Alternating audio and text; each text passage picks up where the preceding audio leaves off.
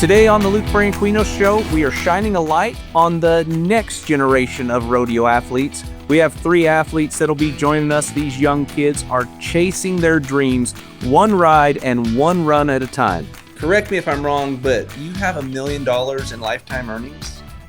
I think it's actually 1.5 now. Got on his first sheep when he was 3 years old, and he has not stopped since. He is 12 years old, in my opinion, a young up-and-comer that is going to set the world on fire. My first guest may only be 11 years old, but don't let that fool you. She is a fierce competitor in the arena, getting around those barrels as fast as possible. And the speed that she does and the love for the sport, she's turning barrels and turning heads everywhere she goes. Dusky Lynn, thank you for joining me.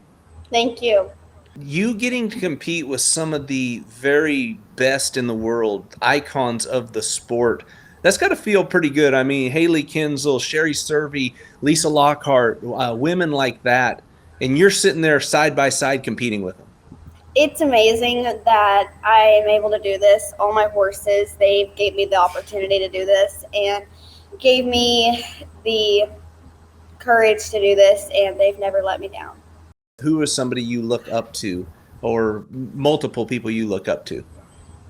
Probably my mom, my dad the most. Those are the people that I look up to the most. And at South Point, there was a guy, his name's Kelly Conrado, and he was running in the finals, and we met him that night. And then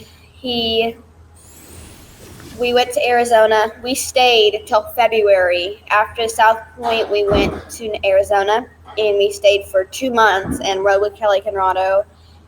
And we rode with him, and he's really helped me. With my 5 horse, I had a Cornhusker. He helped me warm him up.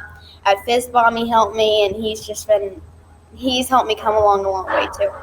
To be able to, at your age and your size, you had to have people a lot of times help saddle your horses when you were younger, and to be able to accomplish what you've accomplished with that type of help, it's special, because it's not, people think of rodeo as a single person sport, but there's so many people you have to have in your corner. Yes, that's very true. You can't do it by yourself. You can't run the roads. You can't do any of that by yourself. You have to have people to help you. Well, I'm looking at it, and correct me if I'm wrong, but you have $1 million in lifetime earnings? I think it's actually 1.5 now. Oh, the internet gets you every time when I'm doing research. But that is so impressive and so amazing. And, to 11 years old to have that much in career earnings, I mean, you're not very far off from my career earnings, and I've been doing this for 25 years. So what does it take? I got to ask, and the fans of the show want to know, what does it take day in and day out for you to have that type of success? It takes a lot. I mean, running the roads is not very simple. It takes a lot of effort. You can't just, and also it has the bond with your horse. You have to have a bond. You can't just pull a horse out of a pasture and go run the American with them. You have to have a bond with your horses. I mean, I've always had a bond with my horse. I spend time with them day in and day out, and they just have a really big bond with me, and I have a big bond with them. Well, I think you could see that, every time you start a run or make a run, you could tell that you and that horse are in sync, in unison. But not only while you're getting them, in and out of the arena, but like you said, you're feeding them, you're taking care of them, and they know that you're their person. Yes, they do. I mean, my mom and my dad and my brother, they all help, but I'm the one that rides them every day. I'm the one who mostly takes care of them, and I'm the one that does everything with them. So they know I'm their person, and they watch me. And when I'm doing stuff, they watch me, and they know I'm their person. Has any one of those horses still kind of been standoffish, or are they all pretty, they see you coming up and want to be close to you? Or is there, I had one that he was awesome. He did his job every time, and I knew we had a connection, but there was still you're my person, but I still don't like people. Yeah, one of my horses, Louis, JH Power on the Armory, when I won reserve champion at Breeders' Challenge on the Derby, he is very skittish. He's a Fire One on the Rocks out of Pack and Six mare. He's like very nervous. And at Cornhusker at the American Qualifier, Louis was my last horse, and he was all nervous. On my chasing a wind spit, I had just rolled down the first and second. He was working really nice, but I didn't think he was going to work that nice because he was being a little free in the exhibition. So kind of asked him, but then I got on Louis, and he went in there, and I was trying to get him set up for his first barrel. But then I popped over my saddle when I left the alleyway, and I did a victory lap on his neck. And finally I got up, like past the third barrel, I got up, and Louis like, what the heck's happening here? And so then he was like, my mom was like, get off, because he came straight back to my mom, because if he would have realized I was on his neck, he would have been a lot more scared. But yeah. Crazy times that can happen in the barrel racing. It can. I've done that one more time. I've done it twice now. So you have to tell us, what was the most nervous run that you have ever made? Well, two of them, both at the American. Probably my first ever American was at Cowtown before they changed it to the Central region. Everybody came to Cowtown, and I ran my At a Dash mare Zeta and VFI's Famous Isa, and I ran them too. And Isa, we had ran them both there the week before, and they had both clocked really, really nice. So you're like, okay. And then my old dog horse, he clocked a little off, so we weren't going to run him. So then I went in there. Isa rolled down the first barrel because she was working so good. And then Zeta, she's a lefty, and her third barrel had the sun on it. So she went to the third and went around the sun and then came back. So I didn't make it that year, but that was pretty nerve-wracking. And then probably the second most one, probably actually my most nervous, probably was at the American, in the Man 4 at the American. That was pretty intense. Yeah. So what, the future, what's the future of Dusky Lynn Hall look like? I mean, obviously it's going to be barrel racing, but what goals, what do you have set for you? One, I've had two goals. I wanted to be on the Barrel Horse News, and I made that on my Katie Baby driver Enzo. And then I want to win the Million at the American. And most people are going to laugh at me at this, but I have a little horse named Spit, chasing the wind, and he is 14 hands. He's tiny. But he can outrun Wally every single time. Wow.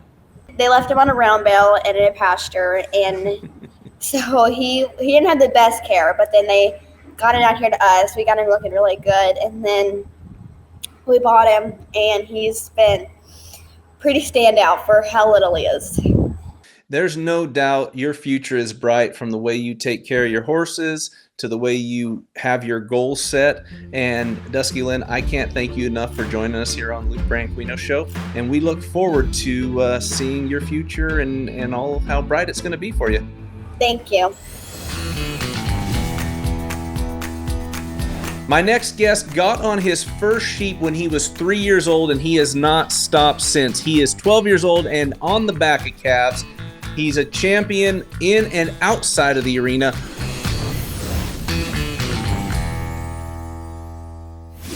My next guest got on his first sheep when he was 3 years old, and he has not stopped since. He is 12 years old and on the back of calves.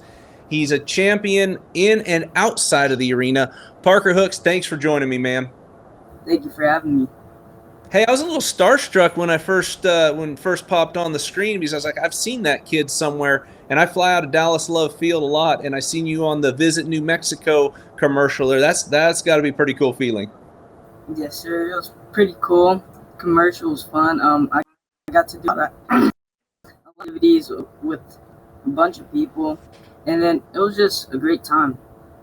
All right, New Mexico Cowboy, bull rider. That's you're aspiring to be one of the greatest. Who's somebody that you are looking up to and trying to follow in their footsteps?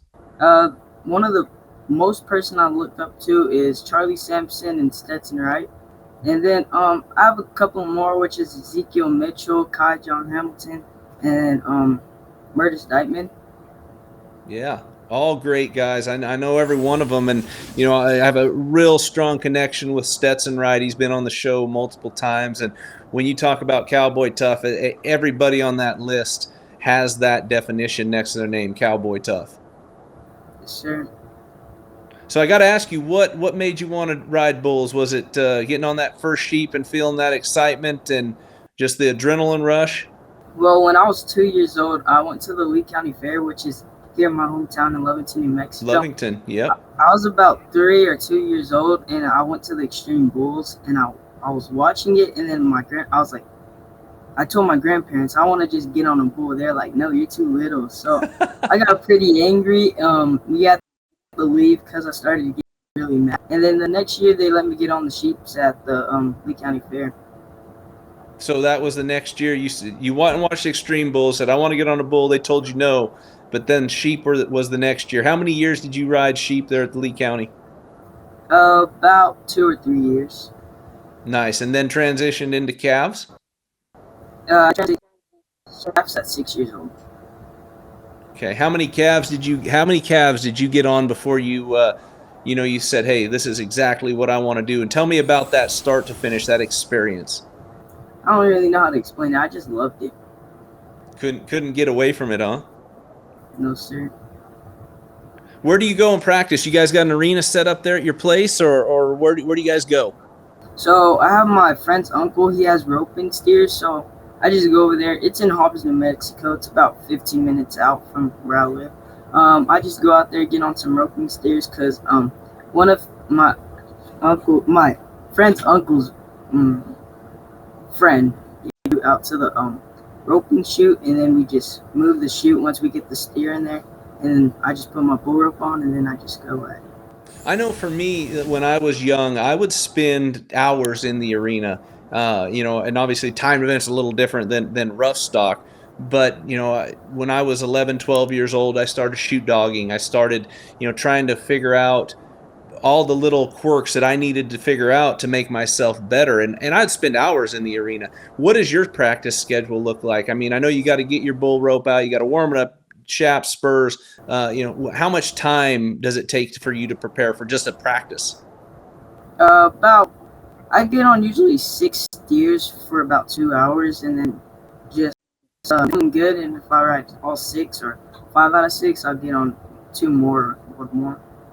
Yeah. Do you ever get to the point where you feel like, man, I should have done this a little bit better, but you rode them all and try to get on another one and fix that one thing? Yes, sir. I do it times just to fix my formations, because sometimes I ride with the wild arm and I want to just fix that. And when you mean a wild arm, you just want to make sure it stays right here in front and doesn't get to whipping around too much? Yes, sir. What do you think causes that? Is that just something you're trying to make more happen? Yes, sir. I'm trying to just keep a better form so I can get more points when I ride. Right. I hear that, because everybody knows the more points you get, the better chance of winning first that you have. Yes, sir. All right, I want to talk about junior high rodeo, high school rodeo, college rodeo, into the professionals, whether it's PRCA or PBR. Do you have goals set for each one of those associations to try to get to the top? Yes, sir. So I ride for junior high rodeo, and there's this cool bull. His name is Blowout. I've been on him 6 times out of all the rodeos I went to this year. Rodeo. He's got me 5 seconds, and I just want to keep on getting on him to get better and better. Hopefully you'll get him drawn again. So junior high rodeo now, and then I'll move on to high school rodeo, and then to college rodeo, and then to the professional rodeo, whether it's PBR or PRCA. What are some of the funnest rodeos that you've seen on TV on the Cowboy Channel or you've been to? Obviously Lee County and Lovington's one of them, but what else do you like? I like the Houston Rodeo, San Antonio, Austin, the NFR, and I like the Reno Rodeo, and then Clovis, the one in California. What do you got on the schedule? What do you got coming up that you're going to be going to? Since my leg just got healed from being broken, next week my first rodeo back is in Roswell, New Mexico, for I think the Rodeo State Fair, or I don't really know what it's called. Then after that, I should be going to Fort Sumner for junior high rodeo. Obviously, you said coming back off of an injury, you know how important it is to take care of yourself and make sure that you stay healthy. Parker, I can't thank you enough for joining us on the show. I hope everybody's excited to watch the future of this young cowboy, Parker Hooks. Parker, thank you again. Thank you. Our next guest is, in my opinion, a young up-and-comer that is going to set the world on fire, and he's already starting that process. Our next guest is, in my opinion, a young up-and-comer that is going to set the world on fire, and he's already starting that process. Brody Bisetti, thank you for joining me, bud. Yes, sir. Thank you for having me. Absolutely. Well, just looking back at some of your history, 2025 New Mexico State champion bronc rider? Yes, sir. I was leading the season overall end of the year for throughout the whole season, and mostly wrapped it up at state finals with winning all 3 rounds, and the average really locked me in for the end of the year. Yeah, you got some pretty tough competition out there. Yes, sir. I'd say there are some kids that are good out here. Awesome. Well, how many rodeos do you have to go through to get to the state before you get to state finals? So throughout each season, there's, I believe, 4 or 5. So there's 4 or 5 in the fall, 4 or 5 in the spring, and then we just kind of wrap it up with state finals. And state finals, where do they hold that at? Lovington, New Mexico.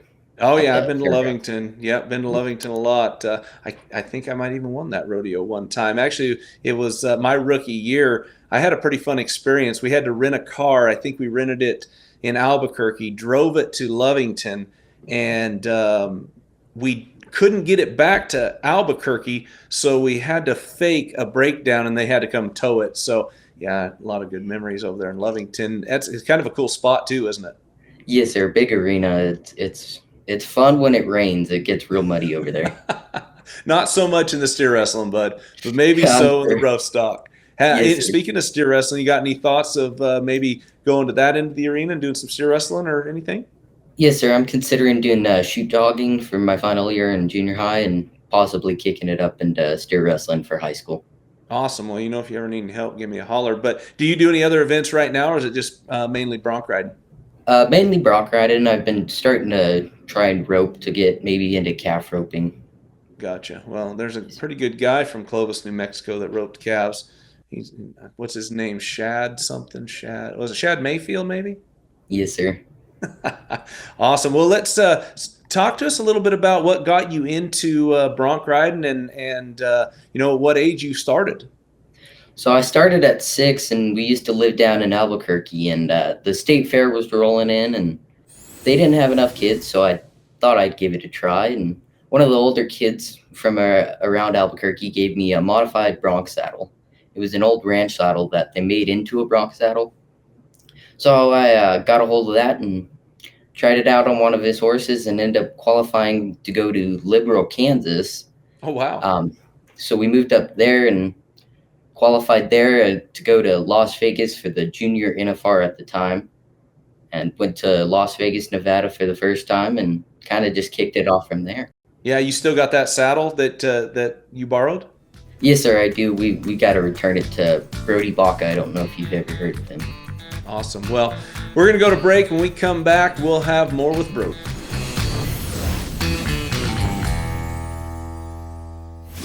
Welcome back to the Luke Branquinho Show. We got rising star, young superstar, Brody Bisetti.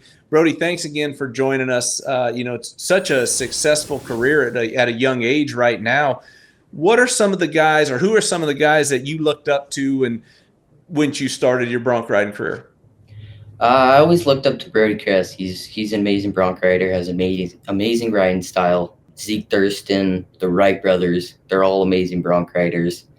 All different riding styles. I like to look up to how they ride and how they can spur a horse.